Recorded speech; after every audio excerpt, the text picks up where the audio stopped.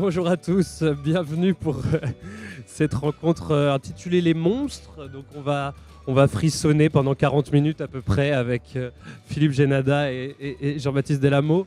Peut-être que je peux vous les présenter brièvement quand même, que vous sachiez à qui on a affaire. Jean-Baptiste Delamo, donc romancier depuis 15 ans alors que vous n'en avez que 40, ce qui est quand même assez admirable. Goncourt du premier roman, dès le premier livre, donc avec une éducation libertine.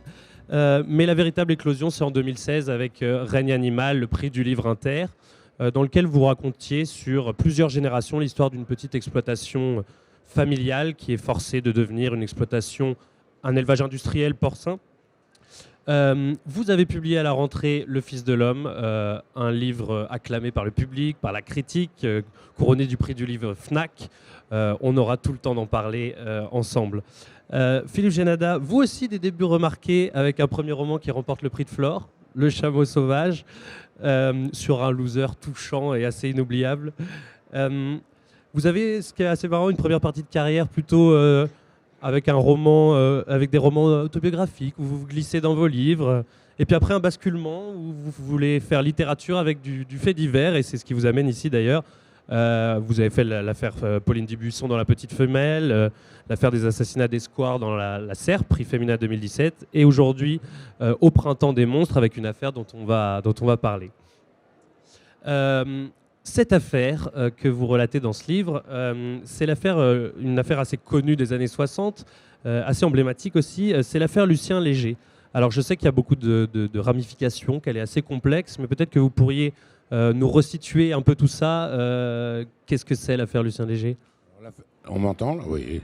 L'affaire Lucien Léger, le 26 mai 64, c'est-à-dire, ça c'est un hasard, c'est anecdotique, ça n'a rien à voir, mais c'est le lendemain de ma naissance. Le 26 mai 64, il y a un petit garçon qui s'appelle Luc Taron, qui habite à Paris à côté de la gare Saint-Lazare, qui s'enfuit de chez lui. C'est un petit garçon un peu introverti, un peu bizarre, un peu enfermé, pas très en avance, qui s'enfuit de chez lui pour des raisons à peu près inconnues, si ce n'est qu'il a peut-être volé un peu d'argent dans le portefeuille de sa mère. Ses parents le cherchent évidemment. Il est retrouvé le lendemain matin à 5 heures, à 20 km au sud de Paris, dans un bois, le bois de Verrières, en banlieue parisienne, dans l'Essonne ou les Yvelines, enfin en tout cas à l'époque ça s'appelait la Seine-et-Oise, par un promeneur qui est sorti faire sa promenade matinale. On ne sait pas pourquoi ce petit garçon est mort. Il se passe plusieurs heures avant que les gendarmes de cette petite ville de banlieue ne réussissent à identifier le corps du petit garçon qu'ils ont trouvé. Et il est identifié le soir donc, du 27 mai 64 vers 19h par ses parents qui arrivent et qui identifient son corps. Et quelques heures plus tard, à minuit, devant la station Europe numéro 1, rue François 1er à Paris, il y a un petit mot sur le pare-brise d'une voiture qui est garée devant. Un type téléphone à la standardiste d'Europe 1 et dit « Descendez, il y a un mot pour vous sur une voiture, sur le pare-brise d'une voiture ». Et c'est un mot de revendication qui peut paraître complètement farfelu, complètement hystérique, une espèce de fou qui signe l'étrangleur et qui dit « C'est moi qui l'ai tué, c'est moi qui l'ai tué. Je l'ai enlevé hier soir à 23h à la station de métro Villiers et je l'ai tué ». Donc les enquêteurs qui tombent sur ce mot pourraient penser que c'est parce qu'on a parlé dans l'après-midi à la radio et dans les journaux du soir, c'est-à-dire France Soir et les journaux du soir de l'époque comme Paris Presse, on a parlé de la mort de ce petit garçon. Donc les policiers pourraient se dire c'est un fou qui essaye de revendiquer, sauf que dans cette courte lettre assez grossière, violente et nauséabonde, il y a des détails qui prouvent qu'il connaît ce petit garçon. Et voilà, pendant 40 jours, un type qui signe l'étrangleur va inonder la presse, la police, les hommes politiques, le gouvernement, même les parents du petit de messages anonymes. Il se fera arrêter 40 jours plus tard. Il passera toute sa vie en prison. Il sort en 2005. Il meurt peu de temps après. Et voilà, l'affaire est réglée. Sauf que moi, je pense que cet homme qui a été arrêté, qui s'appelait Lucien Léger, était innocent.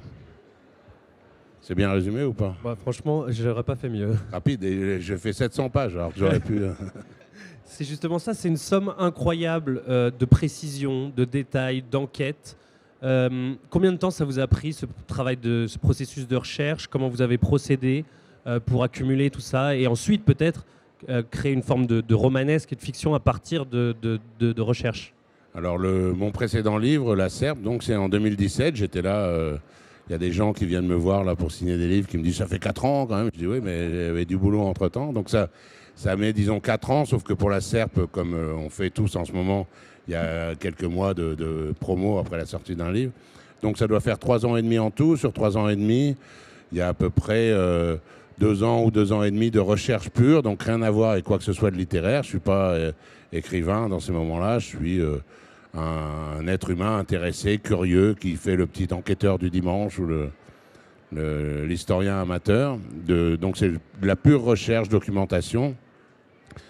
Le dossier d'instruction de cette affaire Lucien Léger fait 30 000 pages, donc c'est quand même de la recherche sérieuse. Et puis il y a ensuite, une fois que j'ai toute ma matière première, que j'ai récupéré toutes les informations que je voulais, il y a à peu près un an et demi d'écriture, où là je traite cette matière première comme si c'était de la fiction en fait. C'est-à-dire que là je deviens juste romancier, je me dis j'ai une histoire, comme si je l'avais inventée. Pendant 2 ans je m'étais concentré pour inventer une histoire, et je dois simplement trouver le moyen de la raconter.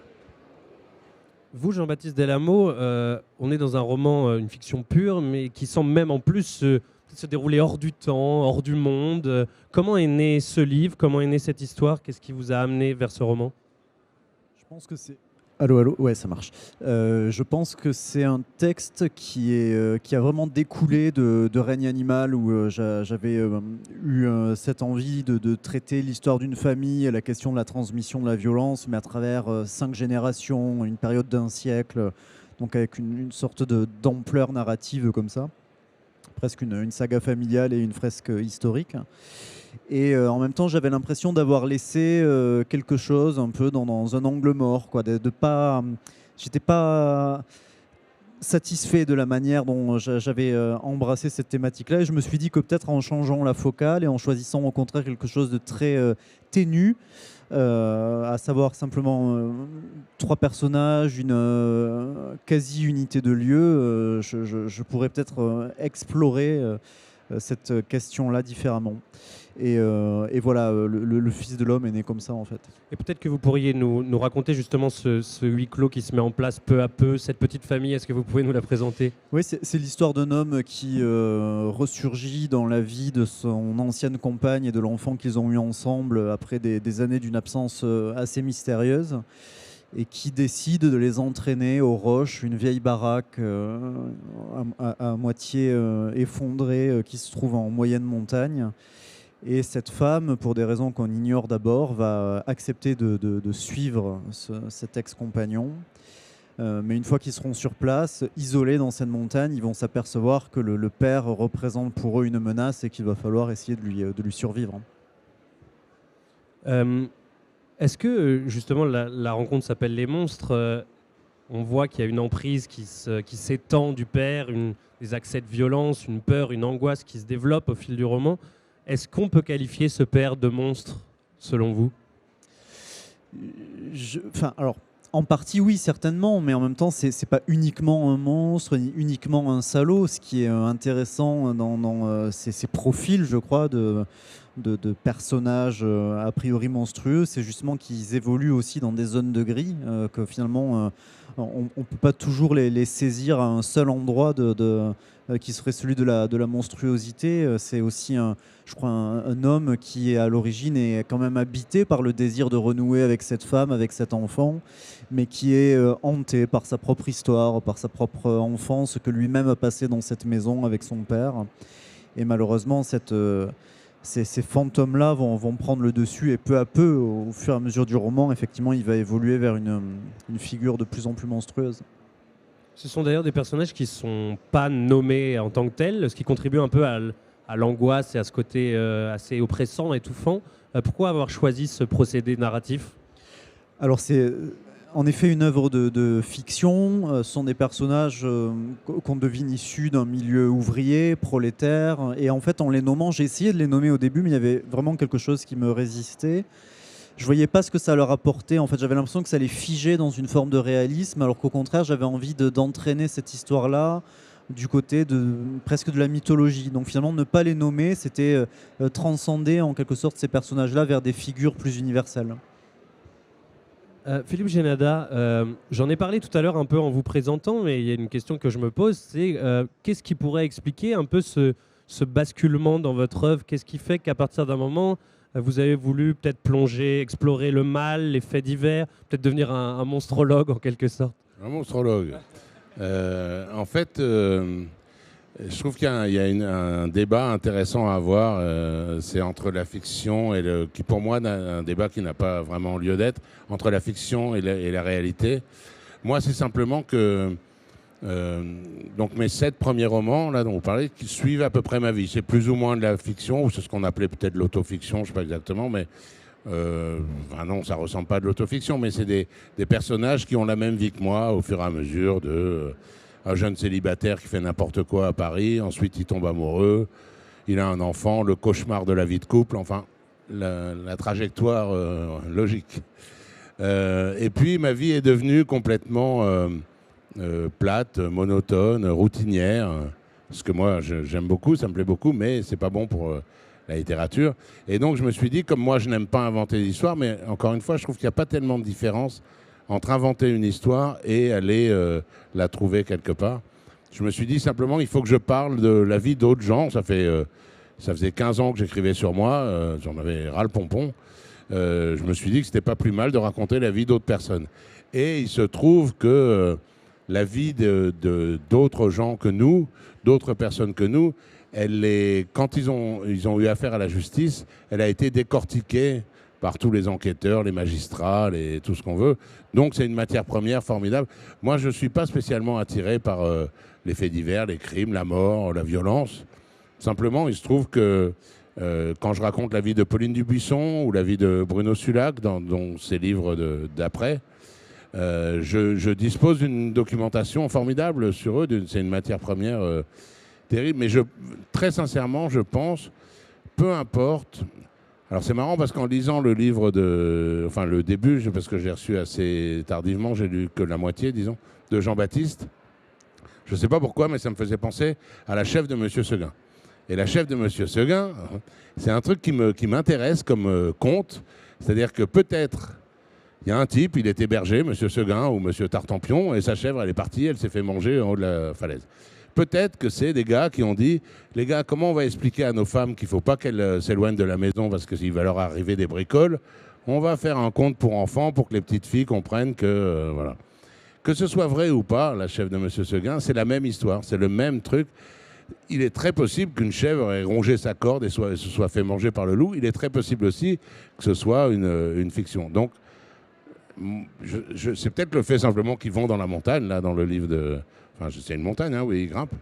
Mais sinon, ça revient au même. Peu importe pour moi, peu importe que ce soit de la fiction ou du réel ou du... La chèvre de M. Seguin, c'est la chèvre de M. Seguin. Avec la volonté aussi, dans vos livres, de capter peut-être une existence, aussi peut-être une époque. C'est assez fort dans vos livres, je trouve, c'est essayer de saisir le moment où cette affaire s'est déroulée, ce qu'elle dit de nous, de notre société. C'est assez fort dans ce livre, notamment avec les années 60, qu'on décrit peut-être à tort de manière assez légère, assez innocente, alors qu'en fait, c'est dans votre livre, en tout cas, ce qui transparaît, c'est que c'est tout l'inverse. Oui, moi, mes idées de départ, c'est toujours... Je ne me sens pas du tout ni historien, ni sociologue. Moi, ce qui m'intéresse, c'est la nature humaine, vraiment. Et de tous mes derniers livres, à chaque fois, quand je commence à m'intéresser à ça, je me dis, ça aurait pu se passer en 1928 ou en 1993. Peu importe, je vais traiter ça comme si, voilà, c'est un fait divers avec des familles qui se déchirent, etc. Et en fait, je me rends compte à chaque fois, prenons juste les 3 derniers, la petite femelle, Pauline Dubuisson, le fait divers, elle tue un type qui voulait plus se marier avec elle, son ancien fiancé. Si c'était pas en 1951, ça ne se serait pas passé du tout comme ça pour elle ensuite. Elle n'aurait pas été jugée de la même manière, elle n'aurait pas... voilà. La serpe, c'est quelque chose qui se passe en 1940. Au début, je me dis, peu importe, c'est un mystère, c'est dans un château, c'est comme du Cluedo ou de Agatha Christie, sauf que non, c'est sous l'occupation et ça joue un rôle. Et là, pareil, pour l'affaire de l'étrangleur, je me dis, il y a un fou furieux qui a revendiqué pendant 40 jours un crime qu'il n'avait pas commis. Voyons ce qui lui est arrivé ensuite, peu importe que ce soit dans les années 60. Mais quand je me penche dessus, je me rends compte qu'en fait, l'endroit où une plante pousse, c'est important. Une plante ne pousse pas de la même manière à Marseille, à Brive et à Roubaix, quoi. Donc je me rends compte, mais presque malgré moi, qui ne, a priori, m'intéresse pas à la société, mais plutôt aux gens qui l'habitent, qui l'occupent, qu'en fait, l'environnement, l'entourage, l'atmosphère, c'est plus qu'important. Ouais.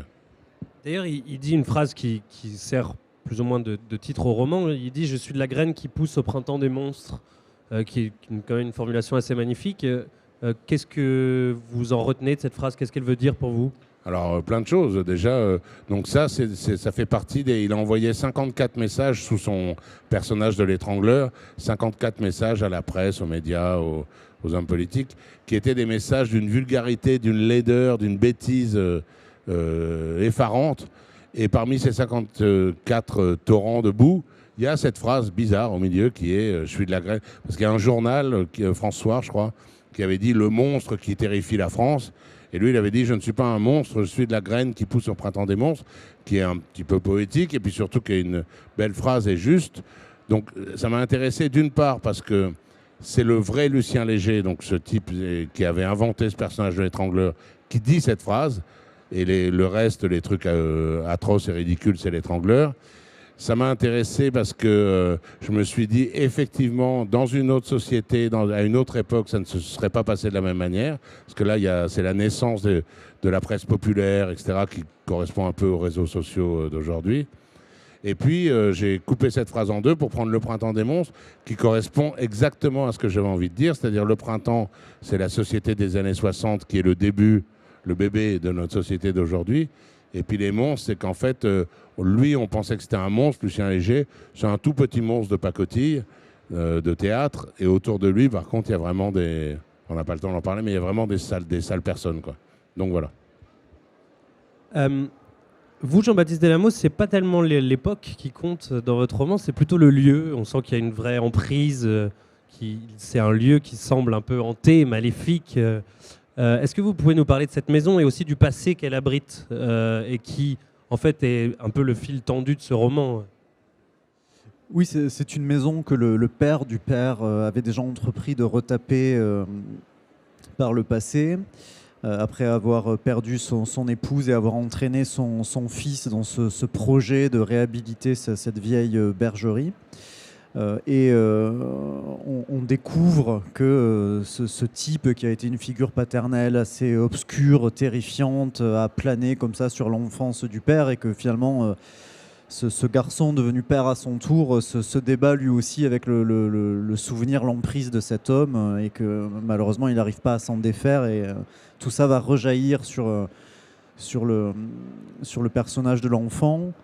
Et bien sûr, cette maison se trouve dans une moyenne montagne, donc entourée d'une forêt avec une nature comme ça qui est omniprésente. Et comme plus j'avance, plus je me désintéresse de la psychologie, de l'intériorité des personnages. J'essaie de moins en moins de justifier leurs actes, etc. J'ai tendance à utiliser en fait le décor, je crois, la nature comme un contrepoint un peu à l'intériorité des personnages et d'essayer de voir de quelle manière est-ce que je peux suggérer quelque chose de ce qui les traverse en utilisant le recours à la description en fait. Donc cette nature qui bien sûr est tout à fait indifférente au malheur, enfin au drame qui se trame en son sein, en revanche les personnages vont y projeter quelque chose dessus et elle peut être tour à tour un endroit dans lequel l'enfant va se réfugier et trouver un contrepoint à la violence du père. Et par d'autres moments, c'est aussi une nature qui va les menacer. Par exemple, lorsque une tempête va s'abattre sur la maison et ravager les efforts du père pour restaurer la maison, ça va le précipiter dans la folie, en fait. Donc voilà, pour moi, ça a vraiment été comme un personnage à part entière, en fait, dans le texte. Avec l'idée, vous l'avez dit tout à l'heure, de la transmission de la violence qui est au cœur du roman, et notamment celle que répercute le père d'après son propre père, mais est-ce que pour vous le mal engendre le mal? Est-ce que c'est aussi là les racines du mal et ce qui explique un peu les actes parfois de certaines personnes?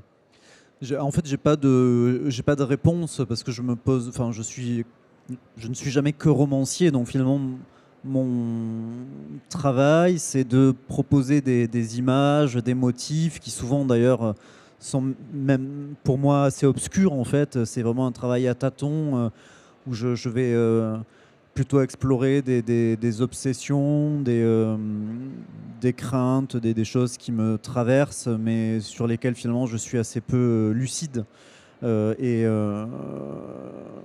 voilà, ce que j'ai voulu faire, en tout cas avec ce texte-là, ce que je savais au début, enfin, ce qui m'a guidé quand j'ai commencé ce livre, c'était d'essayer de retrouver des images fondatrices d'une forme de mythologie de la violence. Après, savoir si effectivement cette transmission est inéluctable, savoir si on peut rompre ou pas avec cet héritage, finalement, tout ça, c'est pas vraiment ce qui me préoccupait. C'était plus de montrer des images. La violence, elle est aussi dans la confrontation avec la nature. C'est quelque chose qu'on retrouve souvent dans vos œuvres. On voit avec notamment l'enfant qui a à la fois peur, qui est curieux de découvrir. On le voit aussi avec le prologue. C'est un prologue qui peut désarçonner plus d'un. Qu'est-ce que vous voulez raconter sur la manière dont peut-être l'homme s'empare de la nature? Est-ce qu'elle est là aussi la vraie violence? C'est la manière dont nous, on est nous-mêmes à la terre, à la nature? Ce qui m'interroge, qui traverse plusieurs de mes livres, en tout cas, c'est cette propension de l'homme à vouloir systématiquement posséder, transformer, s'approprier.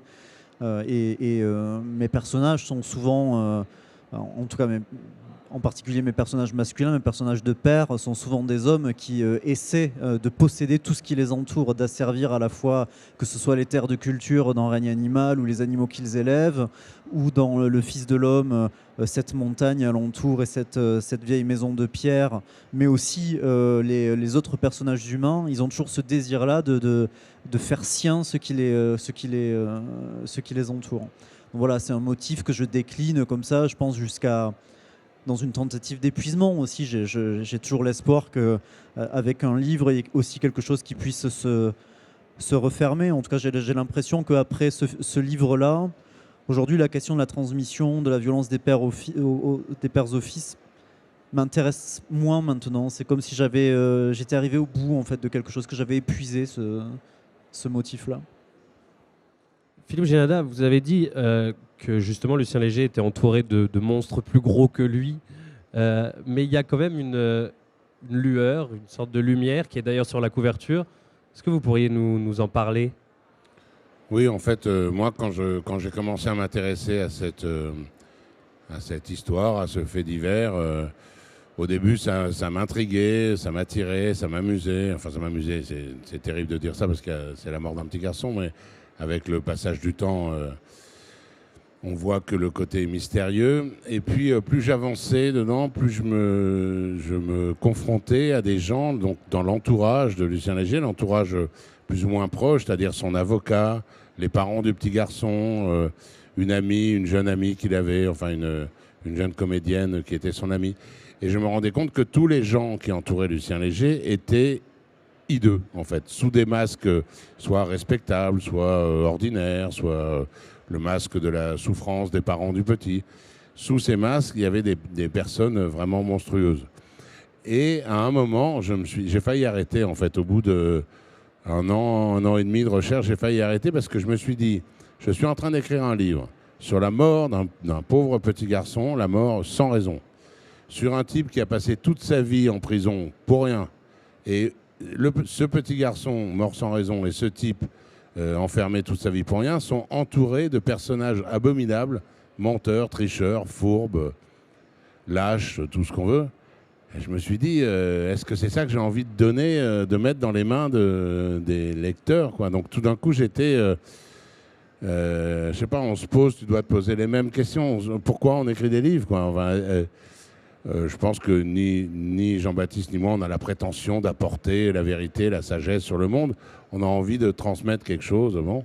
Et là, je me suis dit, ce que je vais transmettre, c'est l'injustice, l'incompréhension, le mystère et l'horreur.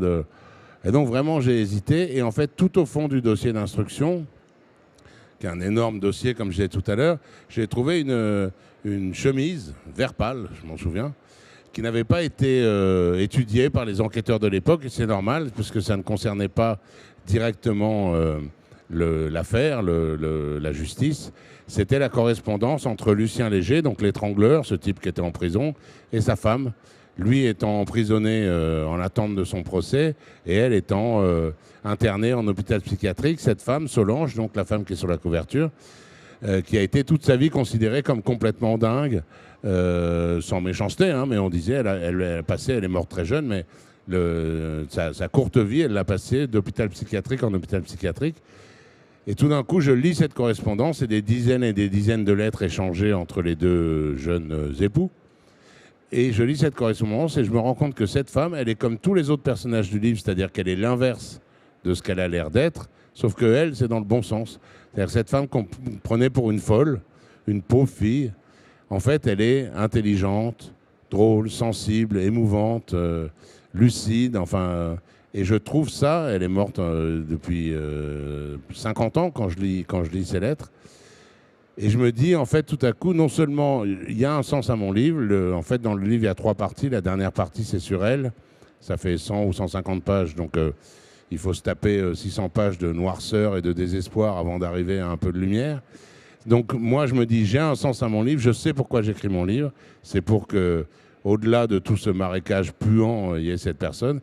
Et aussi, sans employer de grands mots, pour moi, elle rachète l'humanité. C'est-à-dire que moi, j'aime vraiment les gens. Je sais qu'il y a des sales types et des bons et des gentilles dames et des voilà. Mais là, je n'avais que du cauchemar autour de moi. Et Solange apparaît vraiment comme une sorte de petit phare au bout qui... Donc voilà, c'est pour ça que je l'ai mis sur la couverture. Et j'ai simplement oublié, j'ai créé un livre de 750 pages et je ne trouve pas 3 mots pour dire la dame de la couverture, c'est Solange. J'ai oublié. Et je reçois des mails tous les jours. J'ai adoré votre livre, le personnage de Solange est formidable. Qui est la dame sur la couverture? Donc voilà, j'ai oublié. Donc, dans les innombrables rééditions de cet ouvrage, il faudra que je glisse c'est Solange sur la couverture. Un Betty. Il y a aussi d'autres respirations quand même dans les 2 premières parties, je trouve, et qui donnent un côté très humain à votre livre, c'est les interventions que vous faites en parlant en votre nom, c'est-à-dire, vous racontez en train d'écrire le livre, plus ou moins. Racontez-nous ça, comment vous avez ficelé ça? Alors, c'est comme dans tous mes 3 ou 4 derniers livres, c'est-à-dire que moi, j'interviens en tant que narrateur, qui peut être... autant j'ai une sorte de contrat avec les lecteurs qui est tout ce qui concerne l'histoire en elle-même, le fait divers, je n'invente rien, je ne modifie rien, tout est vrai. Autant le côté roman, il est dans le narrateur, c'est-à-dire moi, j'enquête, je vais aux archives, je cherche les documents, je vais sur les lieux, je vais dormir dans la chambre où habitaient Lucien Léger et Solange, je vais dans la forêt où habitait le pauvre pour toute sa vie, mais où a été tué le petit garçon. Bref, ça peut être de la fiction ou pas, peu importe. En tout cas, c'est ce qui fait pour moi que c'est un roman. Ça sert à 2 choses, à alléger un peu, parce qu'il m'arrive que des misères. Alors, j'ai pas fait attention parce que j'ai des problèmes physiques dans le livre, j'ai un kyste dans la tête, je peux plus bouger ma jambe gauche et tout ça, et j'ai de la famille que j'ai pas vue depuis des années qui m'écrit Philippe, je suis page 150, comment ça va? Qu'est-ce qui se passe? Donc voilà, c'est pour alléger, même si c'est des petites misères physiques. Et puis c'est aussi pour faire un témoin. Moi, je sers d'espèce d'ambassadeur dans le futur par rapport à 1964, où je repasse sur les lieux. C'est pour matérialiser le passage du temps. Donc voilà, je me sers de moi comme narrateur. Ça peut être vrai, ça peut être faux. En l'occurrence, c'est vrai, mais bon, peu importe. Pour accompagner le lecteur, on n'a qu'à dire. Et petite question, comment s'est comporté Lucien Léger pendant son emprisonnement? Quelle attitude il avait? Est-ce qu'on a essayé de relancer le procès? Est-ce que lui clamait haut et fort? Lucien Léger a passé 41 ans en prison. Pendant 41 ans, il a hurlé du fond de sa cellule qu'il était innocent, que c'était pas lui, mais on l'écoutait plus. Comme il a reconnu avoir écrit les 54 messages de revendication de l'étrangleur, on l'a jugé. Il n'a qu'à s'en prendre qu'à lui-même au départ. On l'a mis en prison et après toute sa vie, jusqu'à sa mort, il a hurlé que c'était pas lui, mais plus personne n'était là pour entendre et il a fait 13 demandes de libération conditionnelle, toutes refusées. Il a fait une demande de révision de son procès qui a été balayée d'un revers de main. En fait, on lui a fait payer sa forfanterie ou son arrogance de l'époque où il était anonyme et où il était l'étrangleur. Et ensuite, on l'a mis dans un trou et on l'a laissé hurler pendant 41 ans. Pardon, Philippe, On n'a jamais su du coup qui était parce que j'ai pas fini le livre encore. On n'a jamais su qui était le véritable assassin du coup. Non, on n'a jamais su. Moi, je pense savoir, mais évidemment, je prends des pincettes. Je me prends pas pour le Colombo du temps qui passe, le Colombo spatio-temporel, mais moi, je pense savoir qui c'est. Donc, je dis dans le livre, c'est mon hypothèse. Chacun peut. Mais évidemment, l'enquête a été tellement bâclée, tellement mal faite, non seulement sur le moment, mais au fil des années, que maintenant tout le monde est mort. Il y a une seule personne qui est encore vivante, c'est la mère du petit garçon, la mère de Luc Taron, qui est la seule personne, à mon avis, à connaître la vérité. Et là, j'ai reçu un mail la semaine dernière. Moi, je n'avais pas de nouvelles d'elle. Je lui ai écrit pendant que j'écrivais le livre. J'ai écrit une longue lettre pour lui dire « Je suis en train d'écrire sur la mort de votre fils et la condamnation de Lucien Léger ». Elle ne m'a pas répondu. Et là, je me disais, je savais qu'elle n'était pas morte. Et la semaine dernière, j'ai reçu un mail d'une dame qui me dit « Je suis la tutrice de Suzanne Taron, qui, depuis 2017, est partie dans un autre... voilà. Et donc, en fait, la seule survivante, il n'y a pas de descendant, il n'y a pas d'enfant, il n'y a rien, c'est la seule survivante, la seule qui sait. Elle a, je ne sais pas, Alzheimer ou quelque chose comme ça, j'imagine, mais en tout cas, elle ne peut plus ni lire ni parler, donc on ne saura jamais, en fait. Ouais. Mais moi, j'ai mes intimes convictions, comme on dit, mais bon, ce que ça vaut... Quand on écrit un livre comme ça, est-ce qu'on, même sans le vouloir, on s'attache à un personnage, à une personne? Est-ce qu'on se mue plus ou moins en proche? On a envie de le défendre, de prendre ça à bras-le-corps. Quelque chose qui peut être piégeux aussi. Oui, mais moi, je me suis, par exemple, dans La Petite Femelle, il y a quelques années, j'étais vraiment presque amoureux de Pauline Dubuisson. J'avais envie de la prendre dans mes bras et de lui dire je vais te réhabiliter, etc. Lucien Léger, c'est pas un gars avec qui je serais allé boire un coup, quoi. C'est pas, je pense que c'est malheureusement un innocent qui a passé toute sa vie en prison. Et ça a détruit complètement sa vie et celle de sa femme. Mais enfin, c'est pas quelqu'un de très sympathique et ça m'a fait plutôt, pas plaisir, mais je me suis dit, j'écris pas des livres juste pour un peu bêtement, un peu puérilement sauver quelqu'un, défendre quelqu'un. C'est d'autres choses qui m'intéressent. Mais là, en l'occurrence, je me suis attaché plus à sa femme, qui est en marge par rapport à cette histoire, qu'à lui, qui était quand même un drôle de type. Enfin, c'est pas parce qu'on est un drôle de type qu'on doit être enfermé toute sa vie.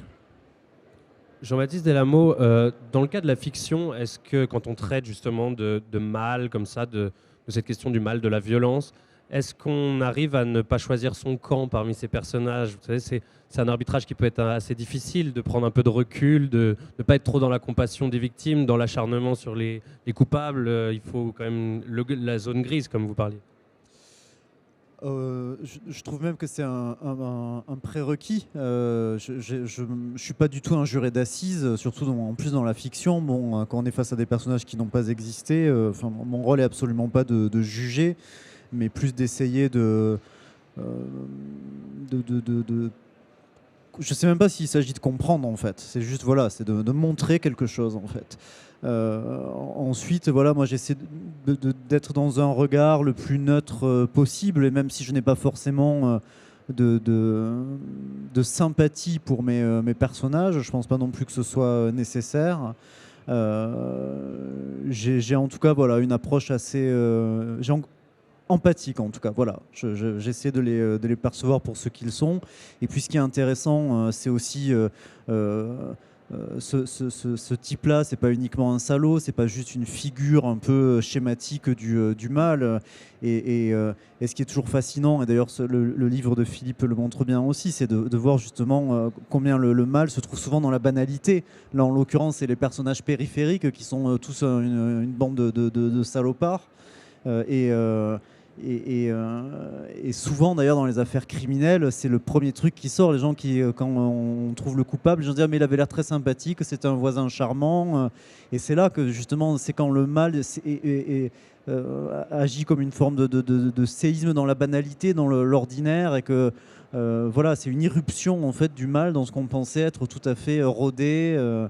Et mes personnages, j'avais vraiment envie de les représenté dans une forme de normalité aussi, et puis peu à peu il y a ce glissement qui s'opère vers quelque chose de plus insidieux, de plus malsain.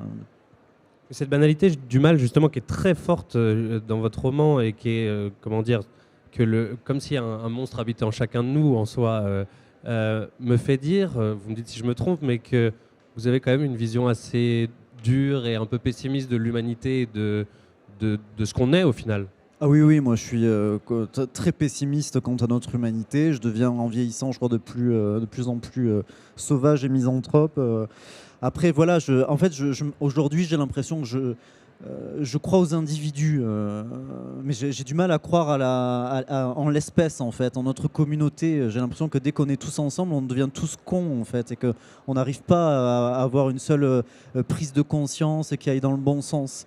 Donc je crois aux individus, je crois aux actions menées par des petits groupes, mais c'est vrai que l'ensemble, voilà, notre espèce humaine me semble aller inexorablement dans le mur. Est-ce que vous êtes du même avis? On aurait dû en parler. Ah, on aurait dû en parler. Dès le début, on est sur plein de trucs, on est proches et on a le même chemin. Puis hop, moi non, au contraire. Ouais, moi je pense que ça ira toujours. Ouais. Que l'humanité s'en sortira toujours. Ouais. Pourtant, cette affaire démontre quand même qu'en tant que société, on est capable de, Oui, parce que peut-être je ne crois pas aux individus. C'est bizarre, on est presque en partant du même truc. Ouais. Les individus sont des sales types, la plupart, mais l'humanité a un mouvement, pour moi. Mais j'aime les gens, oui, non, bon. Mais moi, je ne suis pas pessimiste. On ne saura jamais, c'est nul. Il faudrait que dans 450 ans, on revienne. Tu vois, je t'avais dit, regarde, on s'en sort bien. Mais non, on ne saura pas. Est-ce que quand on traite de sujets si noirs comme ça, en tout cas de la noirceur humaine, c'est des livres qui vous atteignent? Est-ce que c'est des livres qui font mal, qui restent longtemps après? Est-ce que c'est dur d'écrire? Comment ça s'est passé l'écriture, Philippe Génada? Bizarrement, ça doit revenir au même si on ne fait pas la même chose au départ. C'est-à-dire que moi, c'est du vrai, donc je dois faire avec, me dire ça a vraiment existé. Mais inventer, encore une fois, malheureusement, je n'ai pas terminé le livre, moi, mais pour l'instant, le personnage du père m'est moyennement sympathique, quoi. Mais inventer, c'est pas évident non plus. Enfin, c'est-à-dire que ça sort de soi, du coup. Lui, il n'a pas confiance en l'humanité, mais il invente des trucs. On devrait se méfier un peu de ce gars-là, à mon avis. Non, mais oui, en fait, il ne faut pas oublier non plus que voilà, on n'est pas en contact avec. C'est quand même, on veut raconter des histoires. On est quand même pas des professionnels, mais on est des artistes ou des romanciers, des écrivains. On n'est pas dévoré quand même par ce qu'on raconte. Enfin, moi, hein, en tout cas, Vous, Jean-Baptiste Delamot? Moi, j'ai l'impression que ça m'atteint quand même. Ouais, ouais. J'ai toujours du mal à définir si un livre. Je suis fort, c'est pour ça. Mais c'est ton optimisme qui te sauve, peut-être. Moi, j'ai toujours l'impression qu'un livre m'ampute de quelque chose, en fait. Je voudrais qu'il m'apporte quelque chose. Par exemple, je sens que j'espère que je grandis en tant qu'écrivain, que de texte en texte, voilà, il y a quelque chose d'une recherche qui avance. Donc là, ça m'apporte quelque chose. Et en même temps, chaque livre m'atteint aussi. Et je finis toujours un peu cabossé quand même si j'essaie, oui, de prendre le plus de distance possible. Mais déjà, je suis un écrivain très laborieux. Un texte comme ça, toi, tu écris 700 pages en 2 ans. Moi, il m'a fallu, tu vois, pour ce petit truc, il m'a fallu 4 ans, quoi. Et c'est quand même 4 ans où je vis avec ces univers. Bon, mes livres sont clairement pas des comédies romantiques, hein, vous l'aurez compris. Donc je vis voilà, avec des univers assez noirs. Et je trouve que ça finit quand même d'une certaine manière par colorer un peu ma réalité. Mais ça, c'est aussi mon tempérament fondamentalement dépressif qui s'y prête. Et est-ce que vous sentez, Jean-Baptiste Delamot, qu'au livre après livre, il y a une sorte de fil rouge qui se tisse, ou c'est plutôt des pierres assez différentes qui viennent s'ajouter un peu à votre édifice littéraire? Est-ce que vous sentez une trame? Alors j'ai toujours l'impression, quand j'ai l'idée première du livre, que ça va être quelque chose de très différent, parfois même de trop différent. Et en fait, malgré moi, inévitablement, je crois que je ressasse toujours les mêmes obsessions, les mêmes motifs. Et inévitablement, je vois se dessiner quand même, mais sans que j'en ai conscience et sans que je le décide. J'aimerais bien d'ailleurs être capable, avant d'écrire un livre, d'avoir une intention, en fait, de dire je vais traiter tel sujet. Alors là, je vous dis oui, j'ai voulu traiter de la violence et tout, mais en fait, c'est des conneries, c'est pas vrai. Je savais même pas ce que j'allais traiter. J'avais juste des images en tête et voilà, et ça se fait. Naturellement, oui, il y a quelque chose qui se construit et qui, malgré tout, a une cohérence, je crois. Vous, Philippe Génada, est-ce que vous sentez une sorte de trame, de fil rouge qui vous habite dans tous les livres, sans même que vous ayez à y penser? Oui, mais encore une fois, c'est assez surprenant parce que je ne pense pas qu'on soit si éloignés l'un de l'autre, mais on sent des... Moi, plus j'avance, plus j'aime l'humanité et plus je me sens fort en me confrontant à... C'est drôle, hein, c'est vraiment bizarre. C'est-à-dire que quand Jean-Baptiste dit « chaque livre m'ampute de quelque chose », moi j'ai l'impression que c'est le contraire. Peut-être que je me trompe ou qu'on se trompe tous les deux, j'en sais rien, mais c'est des impressions, c'est des... Moi j'ai l'impression que plus je me coltine à la laideur ou à la trahison, la fourberie, la méchanceté, plus je deviens indulgent, je sais pas, c'est bizarre, ouais. Ou fataliste, ou je sais pas. Mais on part des mêmes choses un peu, hein, quand même. Ni l'un ni l'autre, on écrit des livres très joyeux et burlesques, etc. On part un peu des mêmes choses et on va dans des... Enfin, je préfère être dans ma position que dans la tienne, Jean-Baptiste. Tu vas finir, tu n'auras plus de bras, plus de jambes. Tout. Fais attention quand même. Non, mais c'est très intéressant, je trouve. Hein. C'est des trucs profonds qui disent beaucoup sur la création artistique. Hein, il se sacrifie, sans employer de grands mots, hein, je dis ça vraiment au premier degré. Et moi, je me renforce, j'ai l'impression. Et ce qui est peut-être lié aussi au fait que Jean-Baptiste s'engage dans une forme de fiction pure que vous n'êtes peut-être pas totalement embrassé encore. Est-ce que c'est quelque chose qui... Je ne suis pas sûr que ça ait un grand rapport. Je ne suis pas sûr que s'il écrivait sur des choses réelles et moi de la fiction, je ne suis pas sûr que ça changerait grand-chose à notre manière de voir les choses. C'est juste, on approfondit. C'est-à-dire que Jean-Baptiste approfondit en inventant les choses, mais ça revient au même que d'approfondir en regardant les choses. Enfin, moi, j'ai l'impression, hein, mais... Et c'est pas quelque chose qui vous tenterait, qui vous stimulerait de justement vous lancer dans une forme de fiction 100% Non. Vous estimez que dans vos romans qui sont inspirés de la réalité, c'est de la fiction pure? Est-ce que c'est de la fiction pure? Non, c'est le contraire, mais je veux dire, chacun, c'est comme, je pense, il y a des peintres qui ont besoin d'un support, d'un visage pour en refléter leur vision, ce visage ou cette montagne, d'autres qui ont besoin d'inventer. Moi, je ne suis pas sûr que ça soit très important. Moi, je parle souvent à des confrères ou des consoeurs écrivains qui me disent « Ah, moi, non, raconter des choses vraies, je ne pourrais pas. » Bon, je les comprends, ils inventent. Et moi, inventer, je ne sais pas, ça m'intéresse pas, ou je ne sais pas le faire peut-être, mais le résultat est un peu le même. Il y a des milliers d'exemples, Madame Bovary ou les Trois Mousquetaires, que ce soit inventé, ou la chef de Monsieur Seguin, que ce soit inventé ou pas, ça revient au même. Enfin, pour moi, c'est pas très important. La boucle est bouclée, merci beaucoup. Je crois qu'on arrive au terme de cette rencontre. Je voudrais rappeler quand même les deux livres de nos invités. Au Printemps des Monstres, Philippe Génada, aux éditions, les nouvelles éditions Miel et Barreau. Le Fils de l'Homme, d'ailleurs avec une minuscule, on n'a pas eu le temps d'en parler, mais ce qui est assez important, un détail assez important, chez Gallimard. Je vous invite à retrouver les deux auteurs sur leur stand. Vous êtes là tout le week-end, je suppose. Donc voilà, si vous avez la moindre question, ils se feront un plaisir de vous faire une petite signature. Et je vous souhaite un très bon salon, une foire du livre. Et je vous remercie. Merci. Merci beaucoup.